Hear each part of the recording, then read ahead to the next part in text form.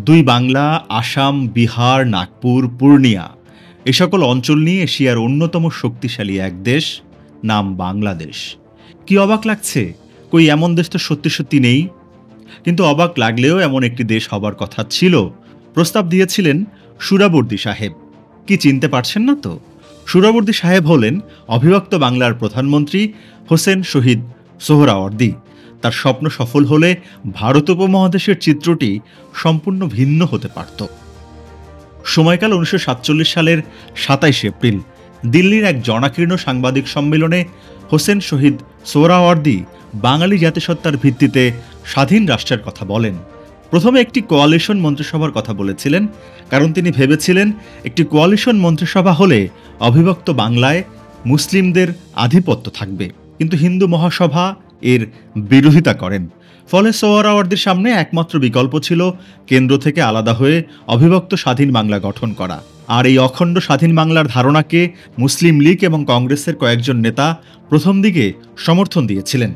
কিন্তু কংগ্রেসের মূল নেতৃত্ব এই চিন্তাকে কখনোই আমলে নেননি। লর্ড মাউন্টব্যাটেনকে জিন্না বলেছিলেন, বাংলা যদি অবিভক্ত থেকে আলাদা রাষ্ট্র হয় তাতে তিনি আনন্দিত হবেন।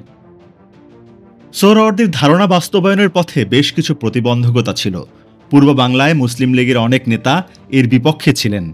তাদের মনে হয়েছিল মুসলিমদের জন্য আলাদা একটি রাষ্ট্র হলে ভালোই হবে। 1947 সালের 23 মে ভারত বিভক্তির পরিকল্পনা নিয়ে বৈঠকে বসেছিলেন মাউন্টব্যাটেন। সেই বৈঠকে জওহরলাল নেহরু বলেন, অবিভক্ত বাংলার প্রস্তাব তিনি মেনে নেবেন যদি তারা ভারত ইউনিয়নের মধ্যে থাকে। নেহেরু এও বলেছিলেন, বাঙালি হিন্দুরা সোহরাওয়ার্দীর প্রস্তাবে বিভ্রান্ত হবেন না। স্বাধীন বাংলা হলে মুসলিম লীগের প্রাধান্য থাকবে এবং পুরো বাংলা পাকিস্তানের আওতায় চলে যাবে। 1947 সালের 31 মে মাউন্টব্যাটেনের সাথে দেখা করে গণভোটের দাবি করেছিলেন সোহরাওয়ার্দী। তিনি প্রস্তাব রেখেছিলেন, বাংলাদেশ একটা স্বাধীন সার্বভৌম রাষ্ট্র হবে, জনসাধারণের ভোটে একটা গণপরিষদ হবে। সেই গণপরিষদ ঠিক করবে বাংলাদেশ হিন্দুস্থান না পাকিস্তানে যোগ দিবে, নাকি নিজেরা স্বাধীনই থাকবে। কিন্তু কংগ্রেসের নেতারা এ প্রস্তাব সরাসরি খারিজ করে দেন। এভাবে অবিভক্ত বাংলার ধারণা অধরাই থেকে যায়।